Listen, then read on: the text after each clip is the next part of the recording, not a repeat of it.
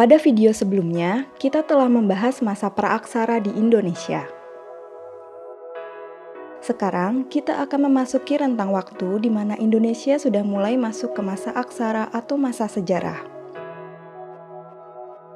Awal dimulainya masa sejarah setiap bangsa dan negara berbeda-beda, tergantung dengan artefak tulisan tertua yang ditemukan di negara tersebut. Di Indonesia sendiri, artefak yang memiliki aksara muncul pada masa kerajaan Hindu-Buddha di Indonesia. Agama dan kebudayaan Hindu-Buddha mulai masuk ke Indonesia sekitar abad ketiga Masehi. Sebelumnya, masyarakat Indonesia masih menganut animisme dan dinamisme. Animisme yaitu kepercayaan pada roh nenek moyang yang mendiami suatu benda.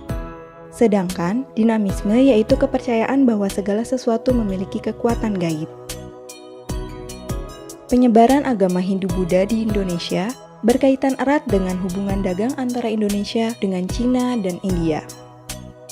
Sambil berdagang, para pedagang asing berinteraksi dengan penduduk setempat dan mengenalkan agama serta kebudayaan Hindu-Buddha.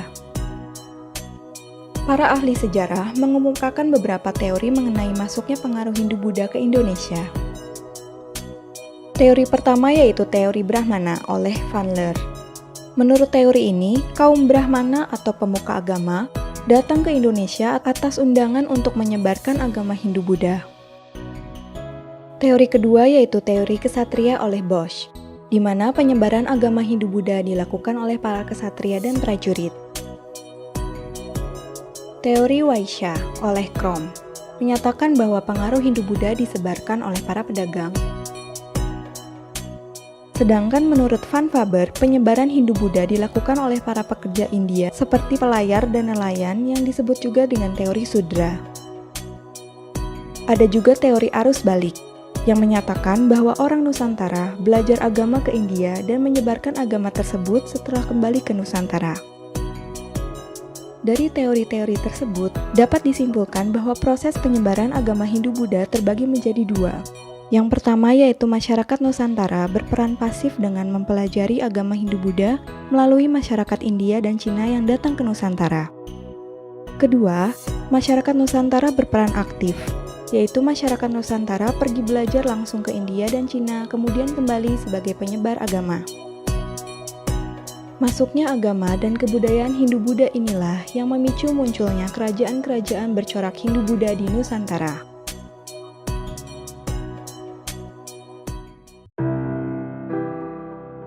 Kerajaan Hindu tertua di Indonesia yaitu Kerajaan Kutai Martapura, yang berdiri pada abad keempat Masehi. Kerajaan ini terletak di Muara Kaman, Kalimantan Timur, tepatnya di hulu Sungai Mahakam. Kerajaan ini didirikan oleh raja pertamanya yang bernama Kudungga. Nama Kutai diberikan oleh para ahli karena tidak ada peninggalan yang secara jelas menyebutkan nama kerajaan ini. Kerajaan Kutai mengalami masa kejayaannya di bawah pemerintahan Raja Mulawarman yang merupakan anak dari Asmawarman dan cucu dari Kudungga. Hal ini diketahui dari peninggalan sejarahnya yang berupa 7 prasasti Yupa yang ditulis menggunakan bahasa Sanskerta dan huruf Palawa. Yupa tersebut merupakan tugu batu peringatan yang dibuat oleh para Brahmana atas kedermawanan Raja Mulawarman. Prasasti yang ditulis dalam tiang batu merupakan ciri khas kebudayaan kerajaan Kutai. Yupa yang ditulis menggunakan huruf Palawa memunculkan fakta adanya pengaruh India Selatan di Kutai pada masa ini. Tiang batu atau Yupa ini merupakan kelanjutan dari budaya purba zaman Megalitikum atau zaman batu besar. Kerajaan Kutai berakhir pada saat raja terakhirnya, Maharaja Dharmasetia, mati di tangan Raja Kutai Kertanegara. Kerajaan Buddha di Sumatera muncul sekitar abad ke-6 dan ke-7 Masehi. Berdasarkan catatan sejarah, ada 2 kerajaan, yaitu Kerajaan Melayu dan Kerajaan Sriwijaya. Kerajaan Melayu diperkirakan berpusat di daerah Jambi, di tepi alur Sungai Batanghari. Keberadaan kerajaan ini diperkuat oleh catatan perjalanan seorang pengelana dari Cina yang bernama Itsing. Nama kerajaan Melayu juga muncul pada kitab Negara Kertagama yang menyebutkan mengenai ekspedisi penaklukan ke Sumatera yang disebut dengan ekspedisi Pamalayu. Sejarah kerajaan di Sumatera sejak abad ke-7 didominasi oleh Kerajaan Sriwijaya. Kerajaan ini awalnya berpusat di sekitar Sungai Batanghari, pantai timur Sumatera, lalu meluas hingga ke Semenanjung Malaya dan Jawa Barat.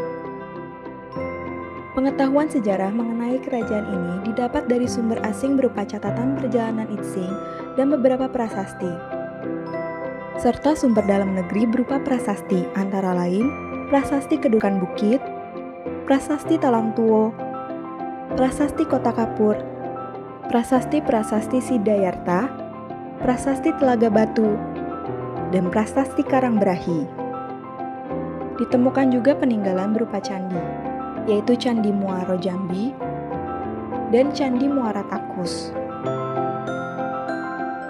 Dari sumber-sumber sejarah tersebut, diketahui bahwa raja pertama yang dianggap sebagai pendiri kerajaan Sriwijaya adalah Dapu Tahyang. Ia berhasil memperluas wilayah kekuasaannya dengan menaklukkan daerah Jambi yang sebelumnya merupakan wilayah kerajaan Melayu.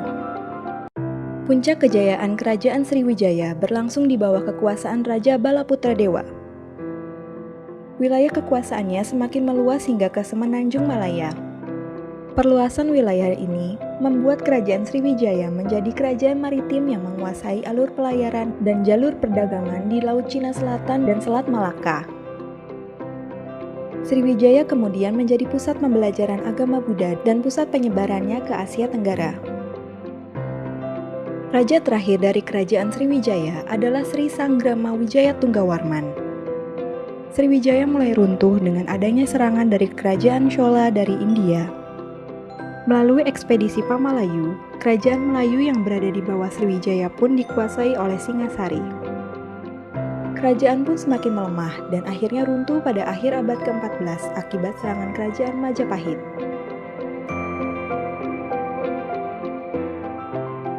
Pada abad ke-4 hingga ke-7 Masehi, kerajaan yang berkuasa di wilayah barat Pulau Jawa adalah Kerajaan Tarumanegara. Kerajaan ini didirikan oleh raja pertamanya Jaya Singawarman yang berlokasi di daerah Bogor, Jawa Barat. Sumber sejarah dari Kerajaan Tarumanegara berupa 7 buah prasasti. Prasasti Ciaruten, Prasasti Kebon Kopi, Prasasti Jambu, Prasasti Muara Ciaten, Prasasti Tugu, Prasasti Pasir Awi, dan Prasasti Munjul.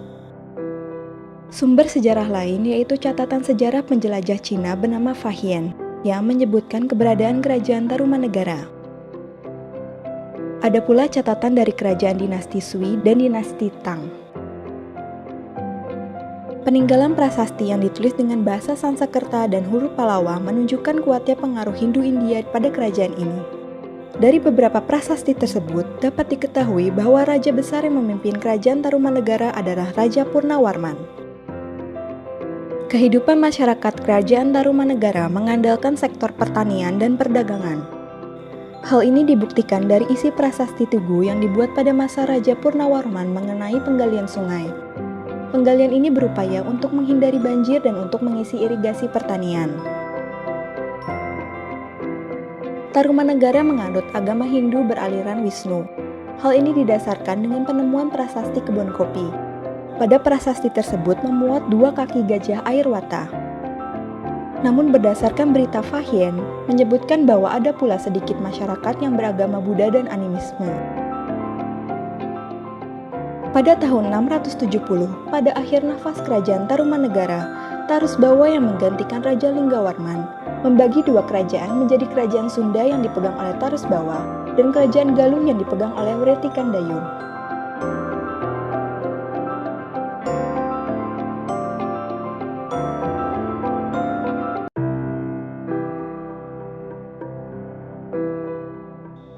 Kerajaan ini kemudian berkembang menjadi kerajaan Pajajaran yang awalnya bertempat di Galuh, Jawa Barat.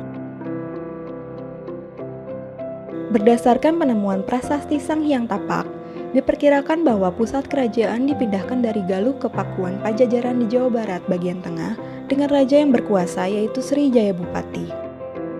Selanjutnya, pada masa pemerintahan Linggabuana, kerajaan Pajajaran sempat terlibat dalam Perang Bubat dengan kerajaan Majapahit yang saat itu diperintah oleh Hayam Wuruk.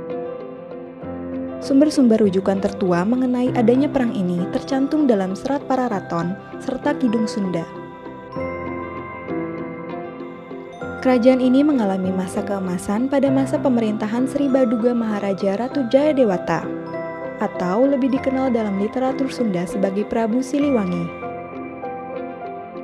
Di Bogor, dibangun pura untuk menghormatinya, bernama Pura Parahyangan Agung Jagatkarta. Pada masa pemerintahan Ratu Jayadewata, mulai ada penduduk Pajajaran yang menganut agama Islam. Pada pemerintahan selanjutnya, kerajaan Pajajaran runtuh akibat serangan bertubi-tubi dari pasukan kerajaan Islam Banten.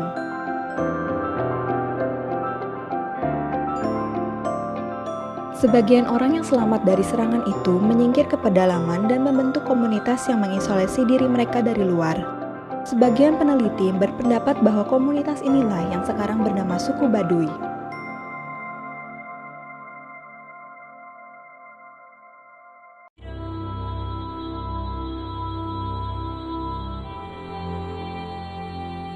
Kisah kerajaan-kerajaan Hindu-Buddha di Indonesia tidak terhenti sampai di sini. Pengaruh Hindu-Buddha di Indonesia masih terus berlanjut dengan diwarnai berbagai konflik dan perebutan kekuasaan. Kisah kerajaan Hindu-Buddha dan para penguasanya akan berlanjut pada cerita selanjutnya.